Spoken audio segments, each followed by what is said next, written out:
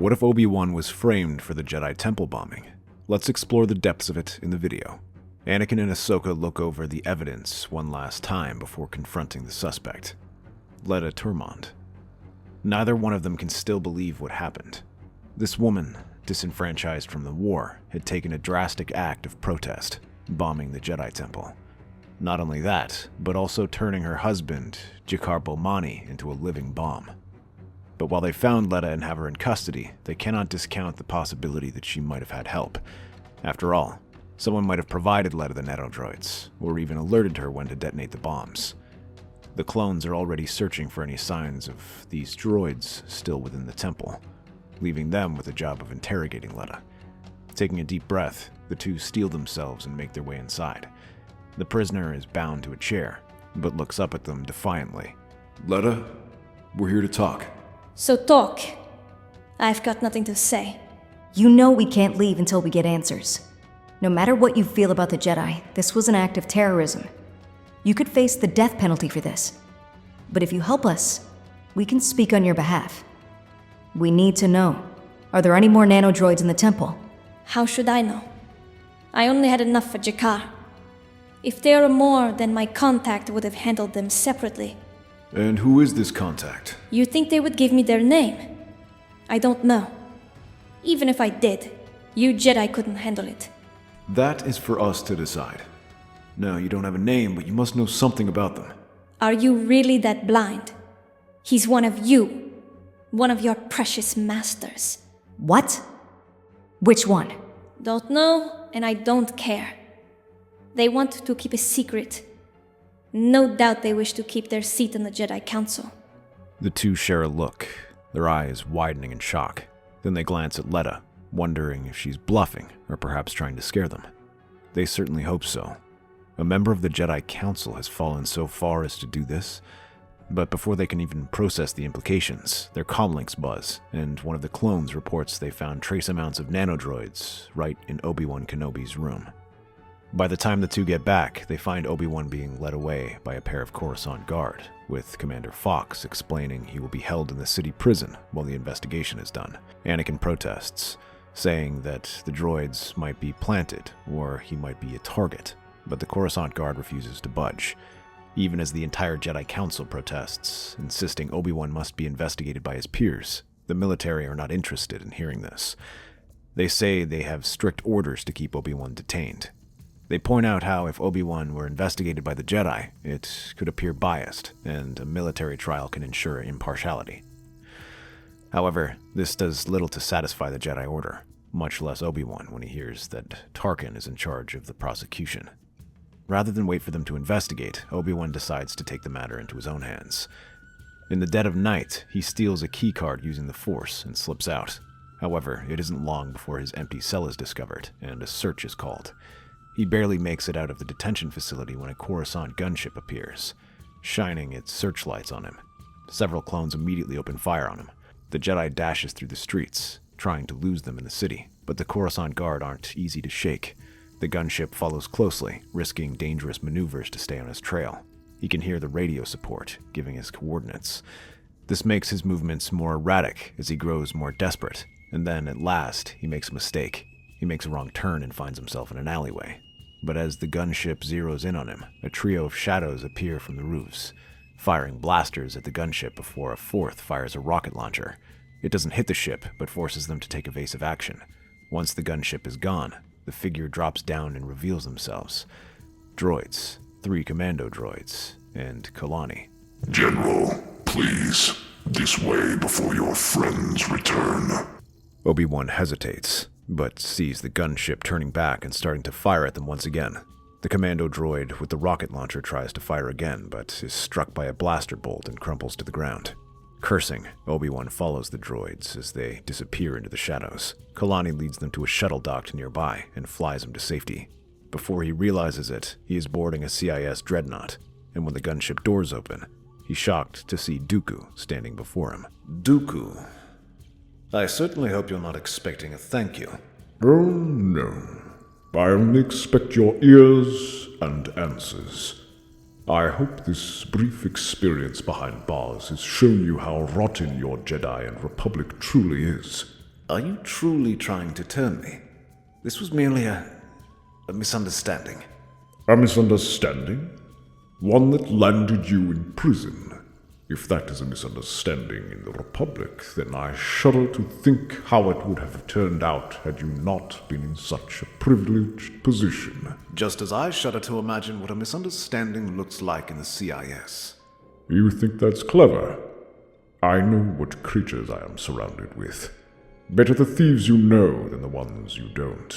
And you, my friend, are surrounded by a nest of thieves you have no idea about. All this bombing has done is bring a few of them to the surface, but many remain. I was not lying with what I told you on Geonosis. Suddenly, Obi-Wan frowns. Though it was years ago, he still recalls Dooku's warning well, about how a Sith Lord was pulling the strings, one who orchestrated this war. Things suddenly click together. This bombing would allow him to remove a prominent member of the Jedi Council. Dooku can see the conflict in Obi-Wan's eyes, and smiles. I can reveal everything to you, and more, my friend. Qui-Gon would have wished it, if he was still with us. In the meantime, the Jedi are left out of the loop, and in a precarious situation, as the remains of the droids further muddy the waters. Now the CIS appear involved, and this further allows Tarkin to take control of the investigation, as instead of an act of terrorism against the Jedi, it is now a national security risk. The Jedi Council finds its hands tied, as they will not be able to defend Obi-Wan any further, and they reluctantly name Obi-Wan a traitor and suspend his position in the Jedi Order. But while most of the Order is ready to give him up, Anakin remains staunchly loyal to his friend, defending him while Ahsoka continues the investigation in secret. Back in the CIS command, Obi-Wan remains a prisoner, albeit one with more movement, as Dooku invites him to travel around the ship and to discuss the current situation in the war. The dim glow of holograms casts shifting blue light over the dark chamber. Maps of battlefields stretch before them, shimmering with reports, intercepted communications, and casualty counts. Dooku sits with composed ease, discussing each one. Many of these battles are campaigns Obi-Wan knew about before he was framed. He even fought in some of them. But as he discusses things with Dooku, the Count provides a fresh perspective. Although the Count didn't fight in these battles, he has intimate knowledge on each one, claiming he helped orchestrate it with his master, and the information he gives is nothing like what the Jedi claim. In one world where the Jedi claim a group of terrorists had seized the government, Dooku reveals that these resistance fighters actually overthrew a tyrant propped up by the Senate.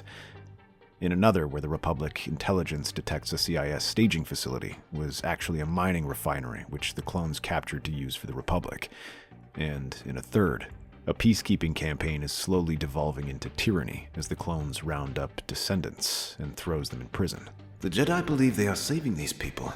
And yet the people who do not comfort the Republic's ideals are cast aside, deemed necessary losses. Tell me, how is this different from the oppression they claim to fight? I will not pretend that my people have not committed atrocities either. After all, I am supposed to be the villain of this war. Obi-Wan does not answer. He knows these battles well and continues to observe them. A part of him wants to deny what Dooku says and call him a liar, and yet he simply can't. It makes too much sense. And unfortunately, it is not as difficult to swallow as he wishes. Dooku moves his hand, and another battle unfolds. A Republic fleet bombarding an Outer Rim world. Salakami, your dear Republic claims this is a separatist stronghold, and yet, do you see droid factories? Do you see military encampments? Or do you see a Republic force raising a planet simply to gain a strategic foothold? Obi-Wan's jaw tightens. He recognizes the maneuver. This is Jedi-led. They do not question the orders, Obi-Wan. They merely obey, much as you did, until, of course, they branded you a traitor. What is it that your clones like to say? Good soldiers follow orders. If Obi-Wan were alive, he would have seen it. In truth, I am glad he isn't here to experience how far the Republic and Order has fallen. Obi-Wan's eyes darken at the invocation of his master's name. For the first time, anger flashes across him. Do not presume to know what Qui-Gon would have wanted. But I do know. I knew him longer than you. He saw what the Jedi were becoming. That is why he defied them. That is why he followed the living force instead of blind obedience. And where did that get him? Cut down. His warnings ignored. Meanwhile, Maul was never punished by the Jedi. They claimed to fight the Sith, but when he returned, the Jedi did nothing. Because the Chancellor told them to heal. Even as he cut through innocent lives. Even as he took Satine's. You begged them to intervene. And she paid for it. Do not mention her name. Very well. But know this. Maul no longer rules Mandalore. No. He was removed by power, by my master, in secret. Just as you had wished to do. Why? Because he deemed Maul a threat.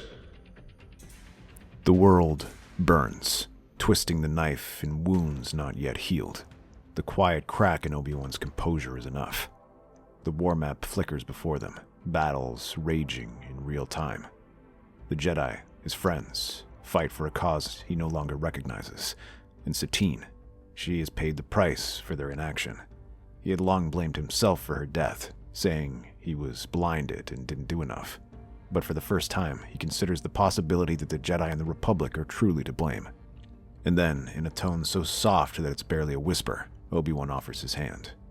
Dooku smiles when he hears this, gladly taking the young Jedi on his offer.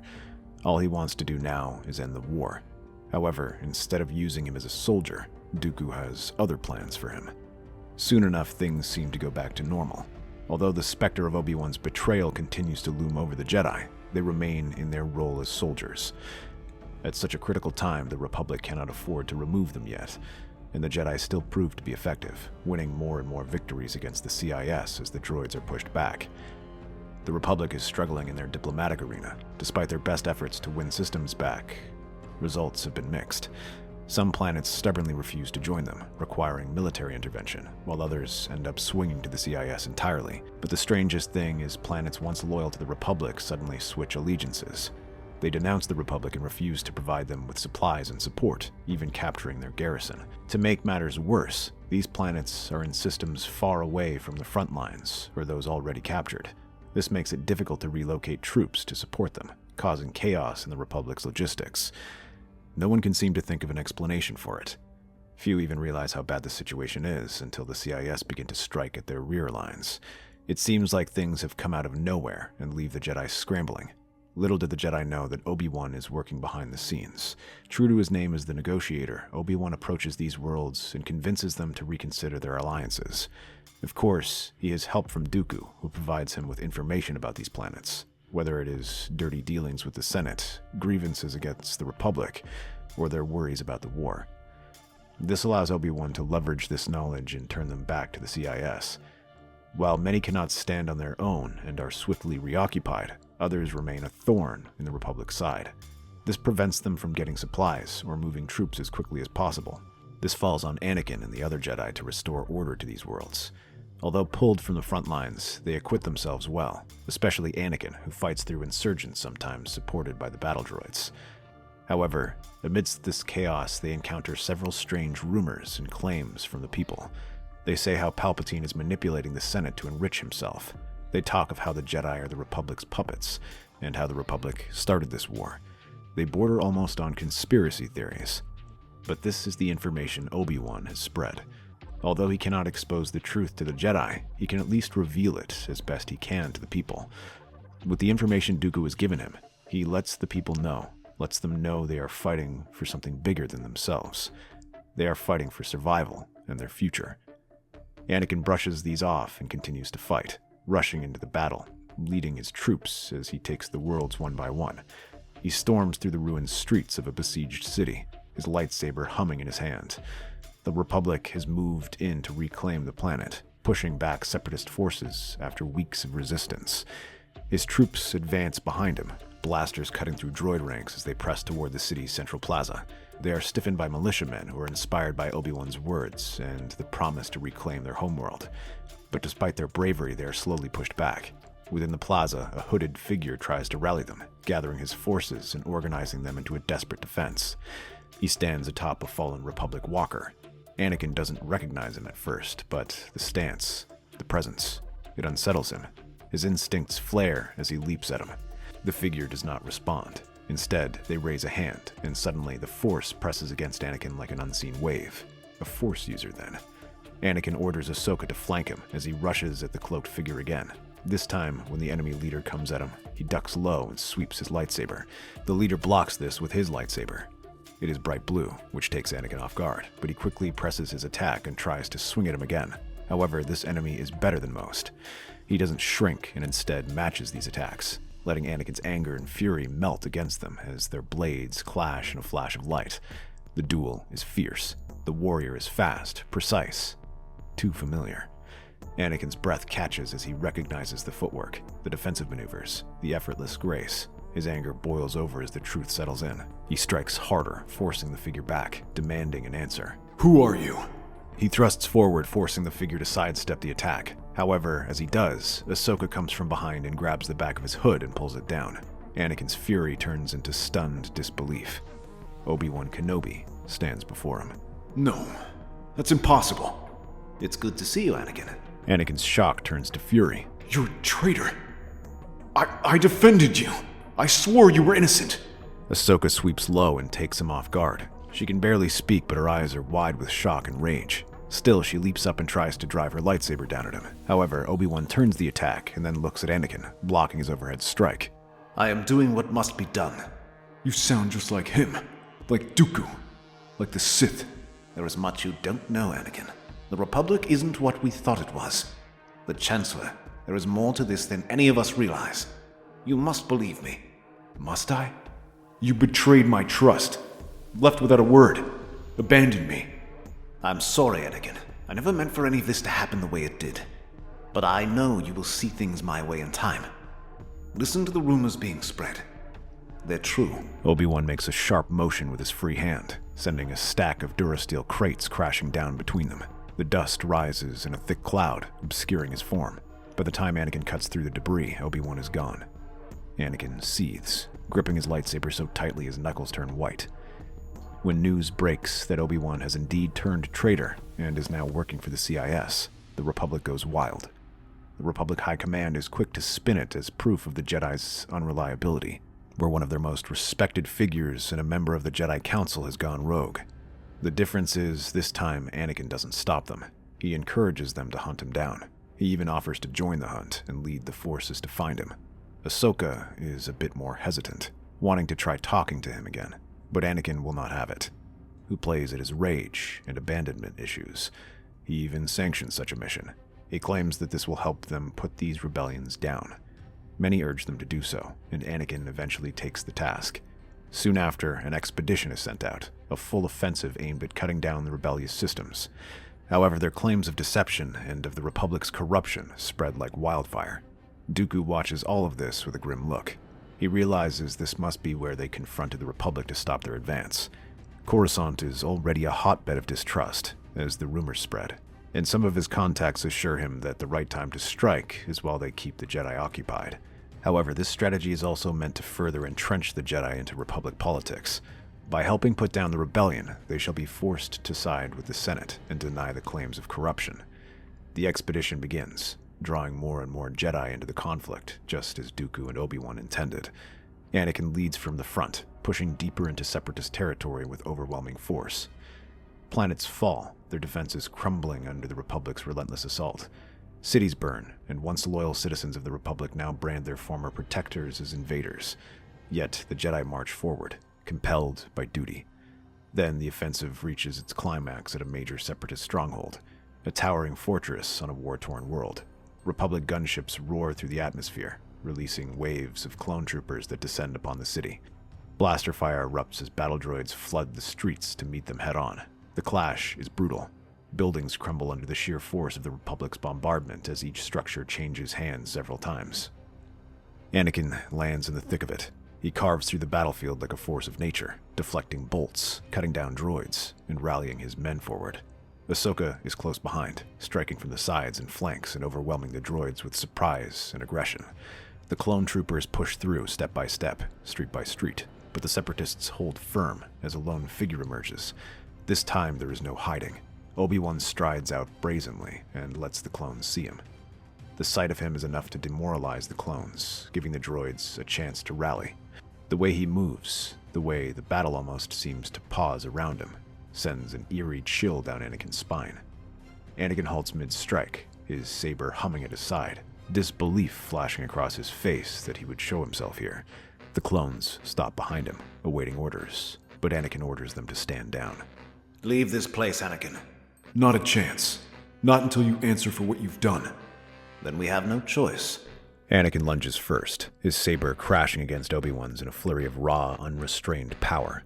There is anger in these strikes, but they are unrefined and aggressive, too wild to truly be effective in shattering his defenses. Obi-Wan deflects the assault, stepping back, guiding the fight rather than overpowering it. He lets the strikes meet him, but then tightens the grip of his lightsaber as he prepares himself for what he is to do.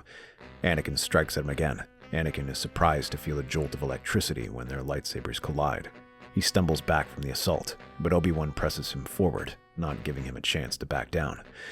In their next clash, it is Anakin who finds himself on the back foot as he struggles to avoid his attack. Obi-Wan's next attack has immense power in it and forces Anakin back. He senses something unnatural about it. I trusted you. You've changed. I can sense the dark side. How can I possibly believe what you claim? I did what was necessary. It is not as if you have never indulged. Whether you believe me or not, I will do what I must. When their lightsabers clash again, Obi-Wan lets the dark side pour into it and throws Anakin back. Before Anakin can recover, another presence enters the fray. Dooku strides forward, crimson blade igniting. A sudden rush of movement. A pair of twin sabers flash into the battle. Ahsoka. She dashes between them, her blades intercepting Dooku's before he can strike. The battlefield shifts once more as she spins into the fight, forcing the Count onto the defensive. Anakin hurries to join her, letting his anger flow through him and strikes at the Count. The air crackles with energy, the force of their combined power shaking the very ground beneath them. Dooku struggles against this attack. As skilled as he is, Anakin's power is growing, and he finds himself being overpowered. Cursing, Dooku parries their strike and unleashes a burst of lightning, forcing Anakin on the defensive. However, Ahsoka takes this chance to leap up and kick him across the face. Dooku stumbles, but before Anakin can recover, Obi-Wan lashes out. Instead of using his lightsaber, he tackles him to the ground. He levels his lightsaber at his throat, just as lightning crackles through the sky. Ahsoka barely manages to block it as a new figure descends from the darkness, cloaked in shadow. Palpatine. His golden eyes glow with amusement as he surveys the chaos. Now this is a surprise. I did not expect you of all people to turn Master Jedi. Join me. Together we can reshape this galaxy. The Jedi have failed, but you could bring true order. Obi-Wan stares at him, unreadable. Anakin watches, his breath shallow, waiting for the inevitable betrayal. But then Obi-Wan exhales, and he raises his saber. With a silent nod, he and Dooku move as one. Palpatine's rasping laughter echoes through the ruined city, his crimson blade igniting with a sinister hum. So be it. Dooku moves first, his blade a crimson arc as he thrusts it forward. Obi-Wan follows, slashing low, but Palpatine moves in a blur, dodging the strike and sweeping his lightsaber, forcing them back. Though they avoid it, Dooku cannot land a strike as Palpatine continues to avoid his attacks and unleashes bursts of lightning. Obi-Wan comes from the side and brings his lightsaber down at him. The Sith Lord vanishes in a spinning blur, his blade nearly severing Obi-Wan's arm as he twists behind him. Obi-Wan barely parries, the impact sending tremors through his bones. Palpatine cackles, his movements unnatural, his form shifting like a shadow. Dooku steps in at the last moment to stop his attacks, barely.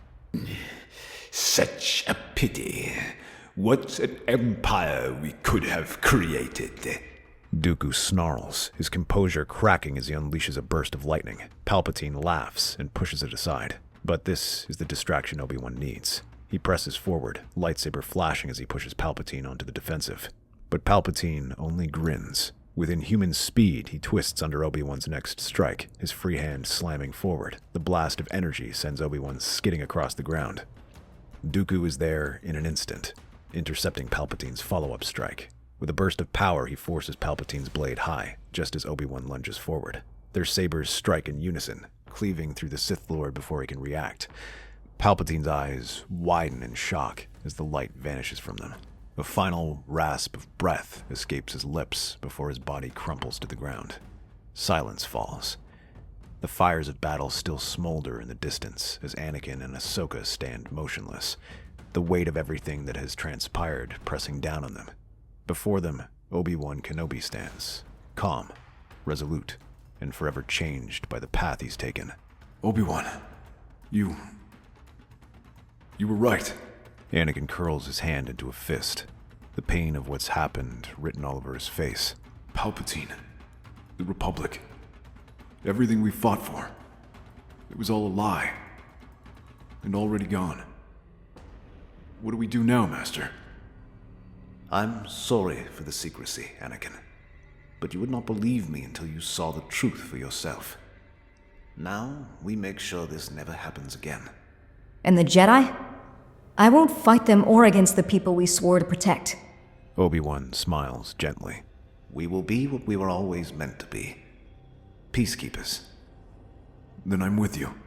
Ahsoka crosses her arms, shaking her head with a smirk. I guess I am too. Somebody has to keep you two in line. The three share a quiet look of admiration and resolution.